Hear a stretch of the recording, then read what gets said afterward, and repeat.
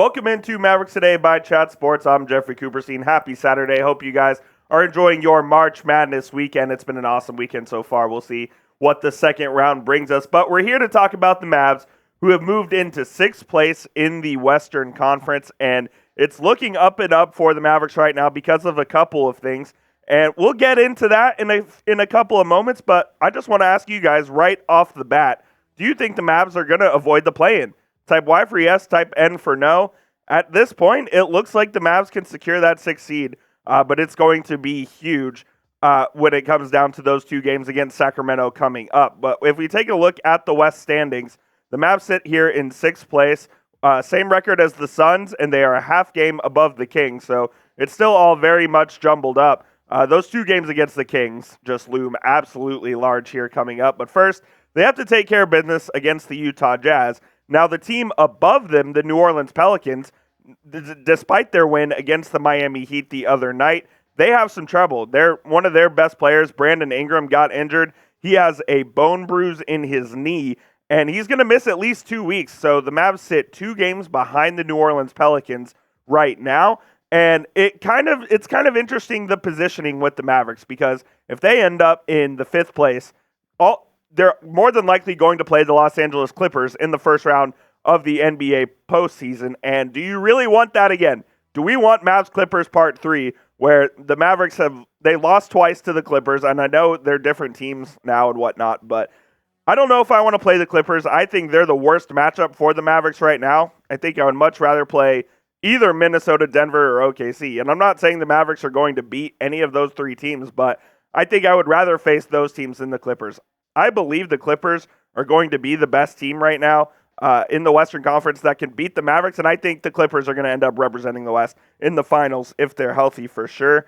I think 5th place is really in the Mavericks' sights. I do, with just 2 games behind, and the schedule kind of favors the Mavs where they have games that they can pick up in order to basically directly affect the standings. They play twice against the Warriors. They play twice against the Kings. They have the Thunder to round out the season. They still play the Pistons at least once. So the standings are all very much jumbled up right now, but I do believe that the Mavs can make a run at this thing, and they can avoid the play-in because of the way that they're playing right now. Won 8 out of 9. We'll see what happens tomorrow against Utah. I think what the Jazz are doing right now is kind of embarrassing because they could have been what the Rockets are. The Rockets right now have won 9 out of 10, and they are fighting for the play-in right now, whereas I think Utah could have been in that same position. They have pieces like Lauri Markkanen, like Colin Sexton, who can light it up in a hurry, and if they were really about that life, they could have been that. But the last 2 seasons, they've kind of sold at the trade deadline, and they haven't tried to make a push for the postseason, whereas the Rockets now, who are a much improved team with the likes of Jalen Green and Alperen Şengün, who I think is an up-and-coming star in this league, they're going to be fighting for the postseason. The Mavericks play them here coming up in a few games. So all of a sudden, this Mavericks schedule kind of becomes difficult. But like I said, it can directly affect the standings if you win these games or if you lose these games, because they're all against the Western Conference pretty much now from here on out. So I think the Mavs are in a good position, but it's not going to be easy by any means heading down the stretch. I want to shout out today's sponsor, which is Factor Meals. I absolutely love Factor. When you live a busy lifestyle like we do here at Chat Sports, Factor is the absolute best. And look, guys, eating better is easy with Factor's delicious, ready-to-eat meals. Every fresh, never frozen meal is chef-crafted, dietitian approved, and ready to go in just 2 minutes. You'll have over 35 different options to choose from every week, including Calorie Smart, Protein Plus, and Keto. Also, there are more than 60 add-ons to help you stay fueled up and feeling good all day long.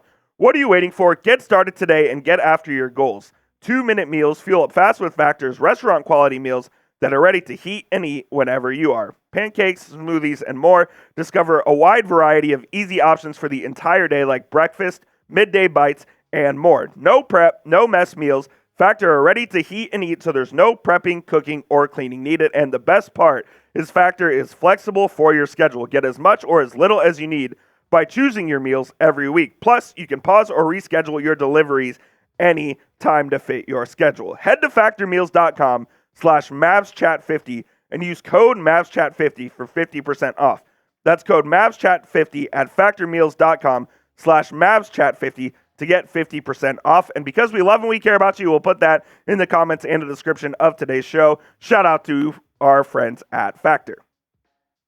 All right, heading down the stretch, I just wanted to hit on some players I think that need to step up for the Mavericks. I think it starts with PJ Washington, number one. While he's doing everything on the defensive end, I really do think he needs to get his shot going on the offensive end. It frankly hasn't been here since the Mavericks traded for him over a month ago at the trade deadline. And I really believe that if the Mavs are to get where they believe they can be, Washington needs to be that 35% three-point shooter that we know he can be.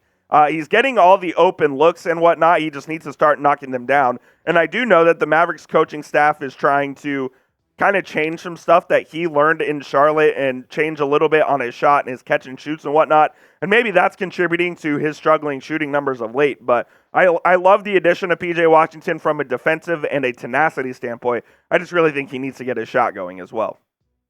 Maxi Kleber is another one who, I'll give him credit, has played really well lately on the defensive end. Well enough to the point where Jason Kidd trusts him to be closing games, whether it's at the 4 or the 5. And you can think that's right or wrong, but I'll say this. If Maxi is playing like this on the defensive end, he's going to be closing games for the Mavericks in the future and maybe in the postseason as well. If you take a look back to the 21-22 season when the Mavericks made that Western Conference Finals run, Maxi went on the slump of his career at the end of that regular season, but then when he got to the postseason, he shot like 43% from three. So I'm kind of hoping that's what happens right now.